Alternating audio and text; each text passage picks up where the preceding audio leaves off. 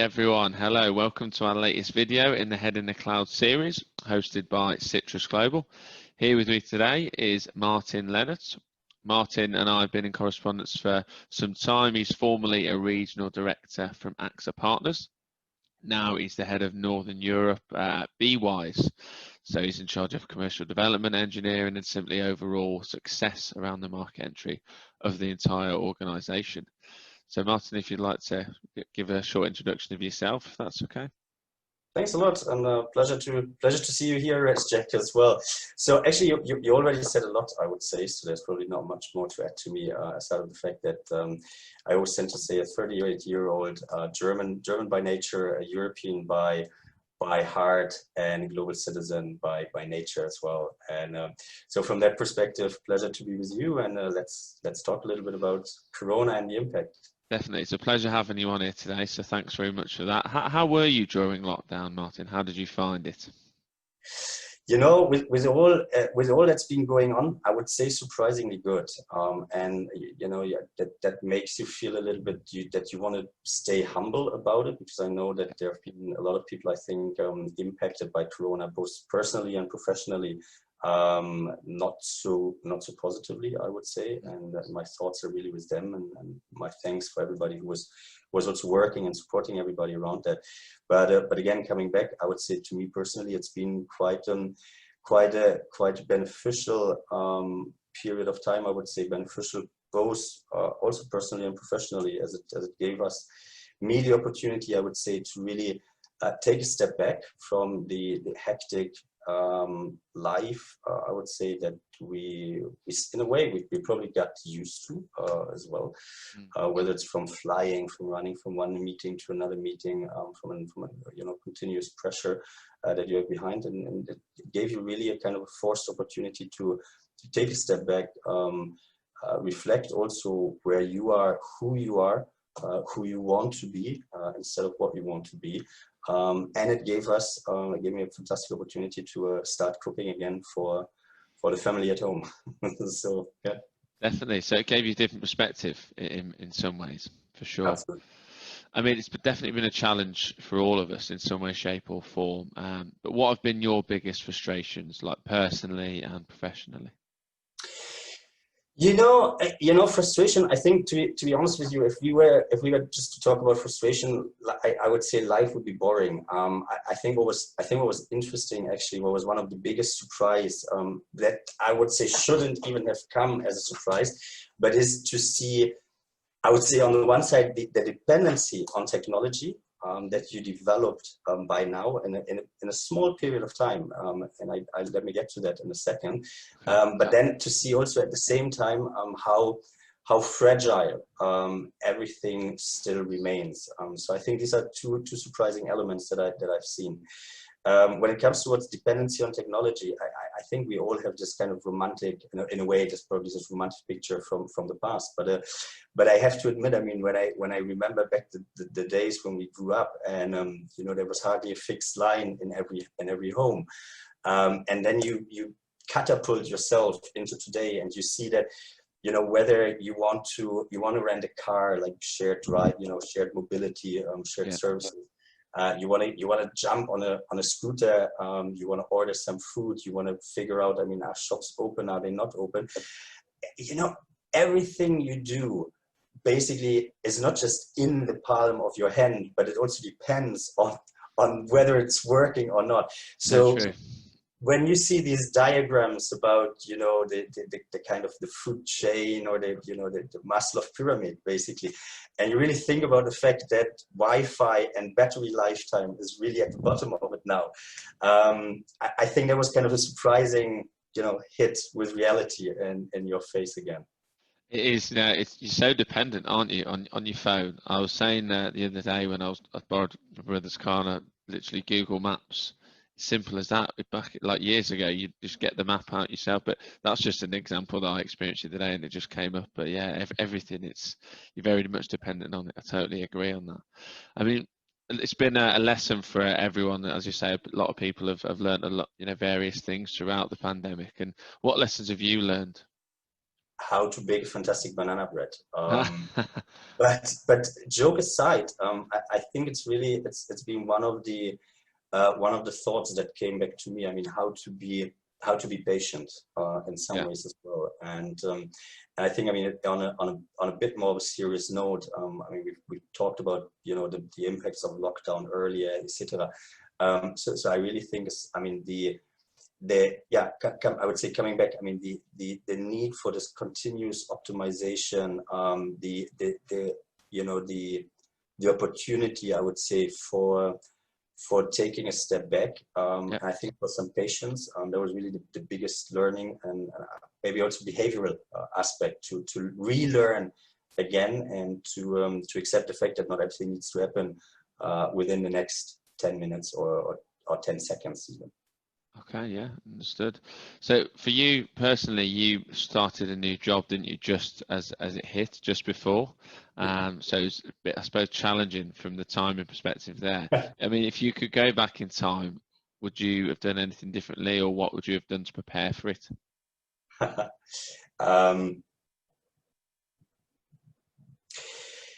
See, I fully agree. I mean, I think there could have been more ideal circumstances, more ideal, and environmental factors, if you want to say it in this way. I mean, I would say to leave one organization and to embark on a new organization. And I think what's there, I mean, from different angles. I mean, it's not just joining the new organization, but it's also the question of how to fulfill the responsibilities, and particularly when you look into international expansion, into, you know, market entries, etc.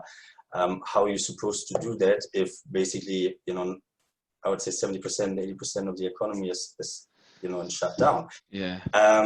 So of course, you know, I mean, there were days, you know, life could have been easier. But as weird as it might sound, I wouldn't go back. And I wouldn't want to change really anything, because I think many of the answers that I gave to you earlier are also conclusions or consequences of the situation that I experienced. So for sure, changing wasn't easy. For sure, I would say, in a way, I was probably more privileged than maybe other people that moved organizations over a period of time. I mean, it was a voluntary choice, if I can say so. It was planned.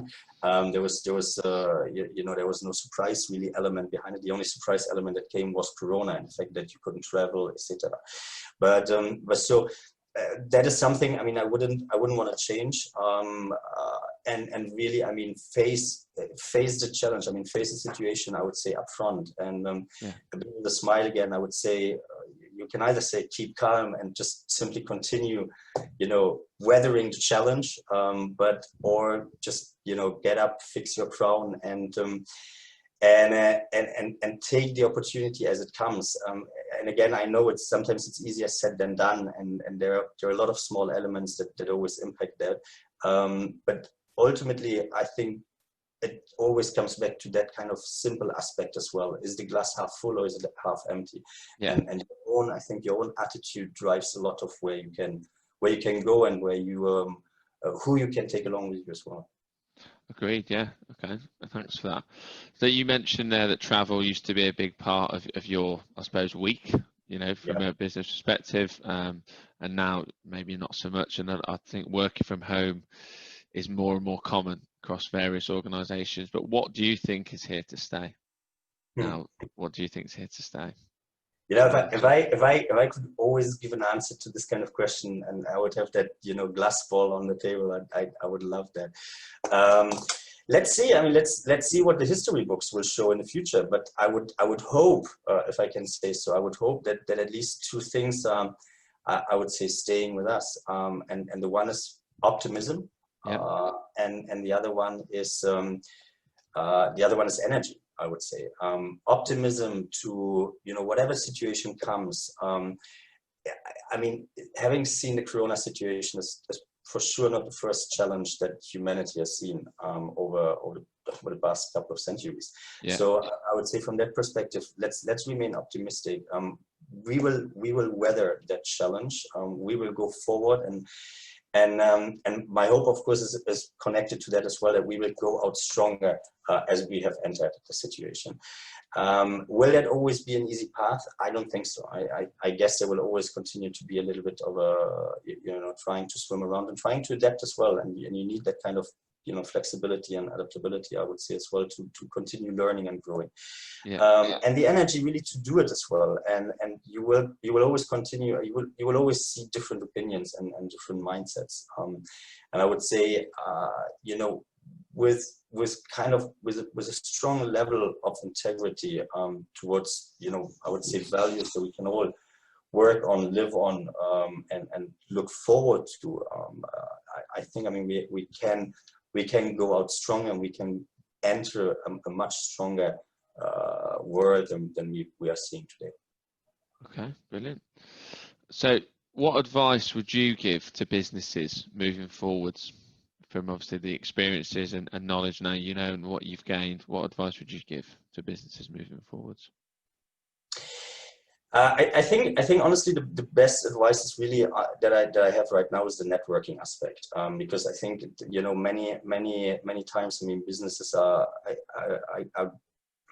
maybe I can do this.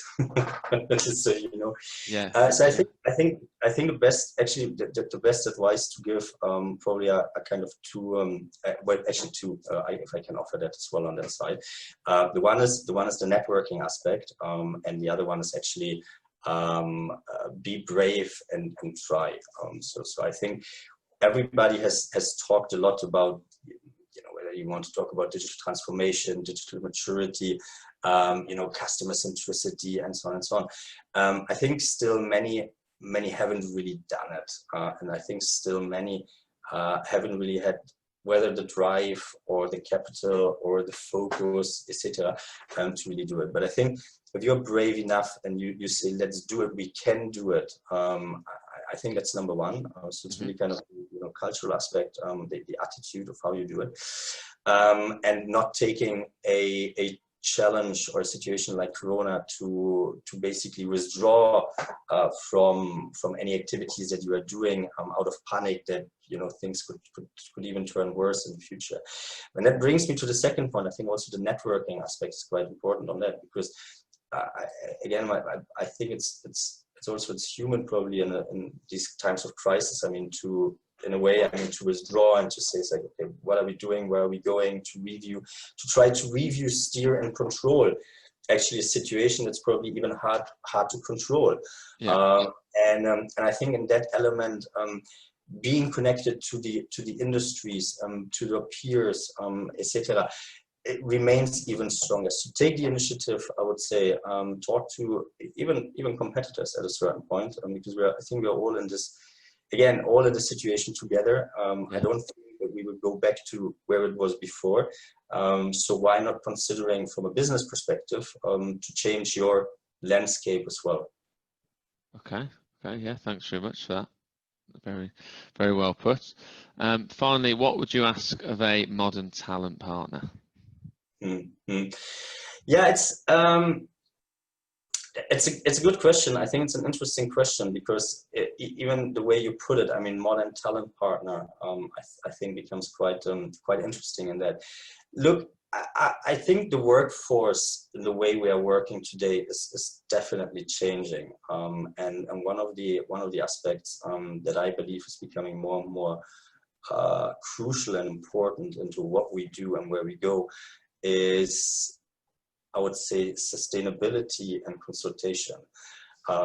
Consultation, let me start with the second one. Consultation, I think more in the sense of that we are seeing a world where I think there are opportunities that, maybe 2 years ago or 3 years ago, we couldn't even have imagined possible. Yeah. So I think this kind of consultative approach is becoming more and more important, and putting that into modern talent partner.